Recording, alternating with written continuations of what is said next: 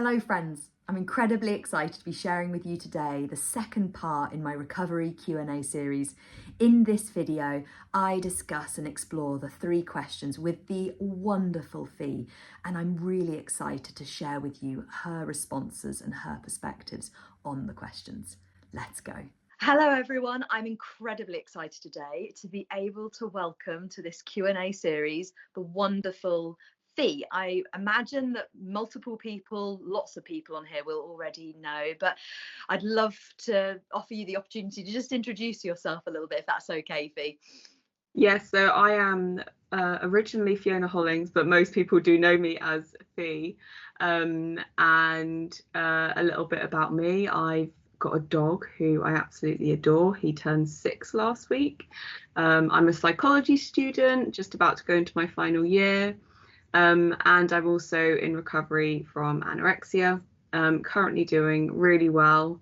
I'm also autistic, which I guess my experiences overlap hugely with my passion and also my job. So I've worked for Peace for 3 years now, which is the pathway for people with eating disorders and autism developed through clinical experience. And that is very much the place that I want to be. I want to keep on raising the understanding and acceptance of autism, especially in sort of eating disorder treatment. So that's my angle on things, I guess. Oh, thank you. I'm so excited to have you on, and I know that your name popped up when I asked people, who would they like to see, and when your name popped, I thought absolutely you were already in my mind someone that I'd like to have on. And I certainly, and I know there will be lots of people listening to, value greatly from your passionate sharing, from your lived experience, but also your growing professional and academic experience as well in it. And I'm very excited to kind of see where that takes you and what blossoms from that. So yes. Very exciting stuff happening at the moment. So yeah, amazing. So if you're ready, I would love to sort of dive into the 3 questions. The first of which is, what are the 3 most important things that you feel you've learned or done in your recovery? So the first one is very obvious, but I feel like it needs to be said, is eat. Until I started eating more, enough and consistently every single day, I was going around in circles. So breaking out of those rules that I had, what fits in, what can I have when, breaking those rules was so difficult, but it set me free. And I'm at the point now where I still, on a bad day, I still get noises and I still get those thoughts, but I'm able to notice them, laugh at them sometimes, thinking that is utterly ridiculous, and steer away from them really quickly. And every time I do that, I feel really empowered. I think I went from feeling really anxious when I first did it to now I feel empowered and strong, and like I sort of say to myself, I've got this. So the first one, it is obvious, but I do think it's important to say. The second one is actually boundaries. I had to walk away from situations that were hurting me. I had to ask myself, what and who makes me feel good? And I put my time and energy into those things. And it meant that life became a lot happier, and then I became happier. And I think just within that process, the eating disorder loosened. I think for me, taking time to kind of learn who I am away from other people and their judgments or what they might be thinking of me, I just had to think, what do I think of me? What interests me? What do I enjoy doing? And I put my time and energy into that, and I think life went from being I dreaded waking up and every day felt like a chore, to looking forward to things and feeling better. And the third thing I did that was incredibly important, and I revisit at least once a week, is I wrote down my reasons why I wanted to get better, I needed to get better, because I always say motivation comes and goes. Some days I felt really motivated, and then a few days later I'd feel awful. But my reasons were my anchors. I always say those were the things that held me to, this is why I'm going through this really difficult journey. This is why, even on those difficult days when I feel like I'm being pulled back, this is my anchor. This is why I'm doing it. And I have them written down on my phone. They go off and set reminders each day. I have written them down on paper. They are on my walls in my bedroom. They're in the kitchen. They're in the bathroom. And I know it sounds a little bit ridiculous, but it helped, because I always say it cut through the noise. In those moments when you've got this thing in your head and it's trying to convince you to go back to old ways, and you go, no, and this is why. And didn't make it easy, but it felt more concrete. And I think once I had my reasons in place, my ethos was, don't overthink, just do. I know why I'm doing this. This doesn't need to become a big thing. At the end of the day, it's a cereal bar. Don't overthink, just do. And I knew why I wanted to do it. And I just had to get over that, I guess, that emotional hurdle of, but this is really difficult. But my reasons were, they were my anchors. And I do revisit them, and I do make sure that they're still relevant. And actually that list has increased as my life has increased, and they're far more powerful now to me than the eating disorder is. Yes. Oh my goodness, thank you. Such amazing response, like all three of them. Food, absolutely. Like you say, we can't have this conversation without addressing that as the fundamental thing that it is, basically. Yeah. Boundaries as well. I think that they often don't get the spotlight that they need. And the fact that actually boundaries shift and change depending on where you're at and depending on the person that you're setting or the thing that you're setting that boundary around, but nonetheless they are imperative. And I loved that visual you gave for an anchor and your reasons and your whys as anchors through it. I resonate with that a lot, as well as that little bit you went into there on the focus on doing. I remember in my recovery that Elvis Presley song of a little less conversation, a little more action. I remember it was something that for me at times was a real motivator, and that was a song that I'd remembered listening to in car journeys as a family, as a child. And I remember hearing at one point and thought, actually, that's very relevant. It is less thinking, less conversation about this and doing. Not to say that thinking and talking hasn't got its value, but I totally agree. Like there is a time and a place to be talking about it. And I think I fell into the trap of, well, I'm talking about it and I'm considering it, and that was a really important place to get to, and I made all the plans, but at some point plans have got to become actions. Otherwise you can create the most beautiful multicolored pictorial plan in the world, but nothing's going to change until you start actioning it. And that is where you kind of just have to go for it. You have to take out all of the talk, the negotiation, the when I'll start tomorrow, I'll start next week, I've got this stress coming up with that. Do it, and do it now. That go to your cupboard now, get some food, sit on the sofa, put on, I'm currently obsessed with Married at First Sight. Put on Married at First Sight and do the opposite of what the eating disorder says. And that's when progress happens. Absolutely. And I love that there as well, because what comes to my mind as you speak that through is, yes, recovery is hard. There is no doubt about that. It is a incredibly challenging journey, but there is a simplicity there that if you can make space for it is such a powerful thing, and is such a beacon of, I know what I've got to do. I can bring it back and I can boil it down to these simple commitments. I always say it's simple, it's just not easy. Yes, absolutely. Exactly that. No, amazing. So the question number 2 is, if you had to pick one recovery related topic to do a passion project on, what would it be? And what are the key things that you would want someone to hear or know about that topic? It won't come as a surprise that for me it's autism.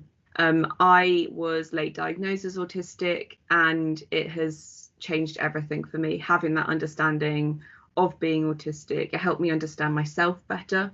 It helped me stop being so harsh with myself for not being like everyone else. It helped me understand that I do process the world differently, that I do have different needs, that I actually excel in areas when I let myself have the reasonable adjustments I need. And yes, there are challenges associated, but actually, because I understand what those challenges are, I'm better able to navigate them. And as I said at the start, I work for Peace and have done for 3 years now. And it is something that it's never felt like a job. It's something that is so important to me. It is so important actually to any recovery community. We need to be thinking about neurodiversity. We need to be thinking about the overlap. For me, it is specifically autism and eating disorders, but the statistics are there. The high prevalence of eating disorders for autistic people. And I do a lot of talks to hospitals, to different staff groups. I deliver talks about my experience, about reasonable adjustments that can be made in eating disorder treatment. And luckily, people are becoming a lot more aware of the overlap. There's still a lot of work that needs to be done. And generally, autistic people are at a higher heightened risk of developing mental health conditions, including eating disorders. So a passion of mine is recognizing autism sooner, because if we can identify that someone is autistic, it can help them in their understanding of themselves. It can mean adaptations to their day-to-day life that mean it's more manageable. And specifically within treatment, there are very small adjustments to be considering that are entirely free, that can create a much better recovery environment. It can improve outcomes, and this has all been found with research supporting it. And to me, you've got this subgroup of people who are autistic and with eating disorders. Currently, within traditional treatment, they have poorer outcomes, longer admissions, more invasive, all of that kind of stuff. When accommodations for autism are made, they do better. They have better outcomes. They have less admissions to hospital, and most of all, they have a better experience of care. And I don't like the idea that autistic people are being traumatized in treatment. So that's where those adjustments need to come in. I'm going to stop talking now because I could talk about this for a long time. No. That's my area of passion, and it's important for all the reasons I've just given, and probably a whole load more that I've not even thought about or remember. No, absolutely. And I think maybe what would be valuable to people who are listening to this and do want to find a little more is, as I've said, I'll definitely put the ways in which people can find you in the description box below, but also maybe if you were to share with me after this any other resources that you particularly recommend. So if anyone is listening to this and is interested, whether that is a person on their own journey, whether it's a parent, a carer, someone who works in the field of eating disorders, that they can go and sort of find more out, because it is absolutely unequivocal that we need more awareness and more understanding of the nuances of the individual experience. And one example and one area of that is the overlap between autism and eating disorders and neurodiversity in general, the neurodiverse population and eating disorders. So yes, thank you so much. With that, then let's move on to the third and final question, which is, what's being recovered like, and is the freedom worth the fight? Or as another way that I like to word that question, is the juice worth the squeeze? I'll answer the latter question first because it's so simple. Yes, every time. And whenever I have a bad day and I doubt myself and I doubt what I'm doing, because I'm human and I do have bad days, I take a moment to realize everything that I have gained in my life, my headspace, my ability to be able to do whatever I want to do as me, not as what the eating disorder wants me to do, to see my life for the fullness that it is. And I know that I never want to lose it. And that comes from keeping on with the recovery path. That comes from continuing to do what I know I need to do every single day.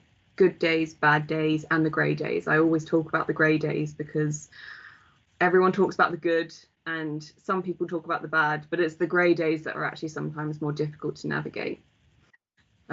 So what's it like? Liberating. I think I still pinch myself that I'm able to do and enjoy so much of what I am able to do these days. I still do things and I kind of wait for a pang of panic or regret, or I shouldn't have done that, or I shouldn't have eaten that, or I should be going out and doing that.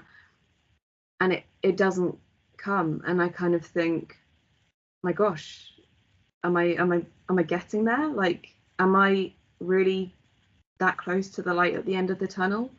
And I really have to kind of go, I can't believe that I've managed to reach this point, because I didn't think I could. I looked at everyone else and I listened to other people's stories and I just thought, that's amazing, but I don't think I can. And I'd written myself off quite a few times and professionals had written me off. But here I am, happy and feeling passionate, and just, I look forward to my days now. I do feel excited and passionate and joy. And of course, life happens and I've had my fair share of difficulties over the past few months.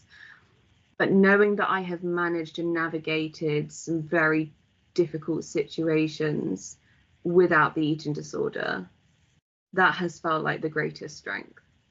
And I look at the eating disorder and I kind of see it withering away and kind of trying to scream out, and I just think, you're gone now. You're gone. And is it worth it? Yes. It's been worth those grueling first steps, those mundane steps where you have to keep doing what you've practiced doing. It's been worth navigating all of those difficult days when you're laughing and you know it's real. When your mum says, do you want to go out for dinner? And you just say yes, and you don't think about it, and you get exactly what you want. When you're resting and you're sleeping and you know you feel more settled in yourself. I think that's what I've noticed, a calmness. I thought I was just this anxious person, but I wasn't. I'm quite a calm person. And that's been something that I'm learning about myself. I'm also a happy person. And that's what it feels like for me at the moment. I feel content. And I do pinch myself that I'm able to be in that place. But it's amazing.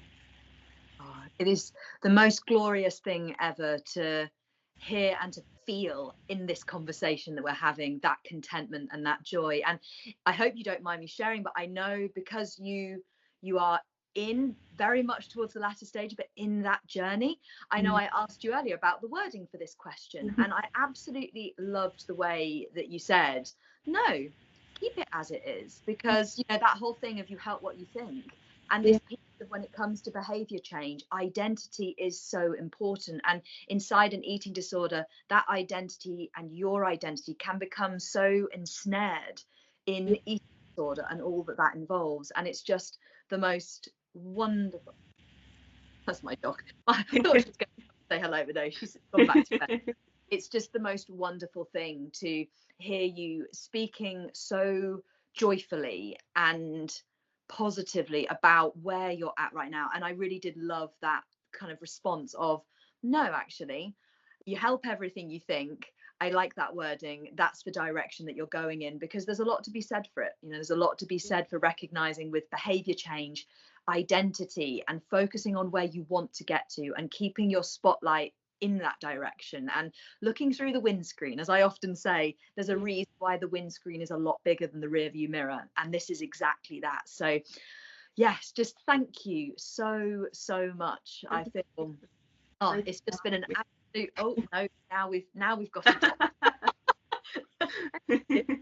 Thank you so much today. It really has been such a joy to speak things through, and I know that your responses today will be incredibly valuable to the audience that I'm sharing these with. And I also just want to say a thank you, both personally and also from all sorts of other people in this community. A big thank you for all the work that you're doing. I know that I value it greatly in my own personal ability to expand my knowledge and understanding, but also professionally in terms of the coaching work that I get to do with people. It's really important. So yeah, thank you. I to be honest would like to extend the same thank you, because your podcast I started listening to, and it became an anchor for me, because I remember listening to, it was one of the episodes that I saved and have replayed, and that was What Does My Recovered Life Look Like? And I just remember listening to it and thinking, I want to be able to say that one day. Like, I want to be in a place where I'm, I guess, able to say everything I just said. Yes. And it is kind of crazy for me that I'm in this place. So thank you from the bottom of my heart, because I've listened to all of them, but especially that episode. And I know that the work you're doing is incredible. I know I've already spoken on my social media about you quite a lot, because I only do if there's something that is kind of really pertinent to me and has really helped me. I always think about what I'm going to put out, and I was without a doubt wanting to share what you do, because it's helped me. Thank you. More than I can explain. Thank you. Honestly, it really does. I feel like I say this a lot, but it's because I mean it. It means the world to me to be able to share my lived experience and what I learned in my journey to support other people. And now through the coaching I do, to be able to make contact with so many different people and learn from wonderful people that I'm coming into contact with more, so that I can then share that and just I'm just so passionate about this field, and singing from the rooftops that it is possible absolutely to be recovered. And what a wonderful moment. I feel really privileged to have been part of that little moment there of you reflecting on what you valued from that podcast episode, and the you that's been able to sit here today. And I'm honoured that I've been a small part of that journey and been able to sort of be that beacon of hope. But it's also a testament to the incredibly hard work you have put in, because, you know, as I know people are used to me saying on this channel, this is a doing space. At the end of the day, yes, there's value in learning and listening and watching, but it's then about taking that and don't overthink, just do. Absolutely. Thank you so much. Bye. Thank you.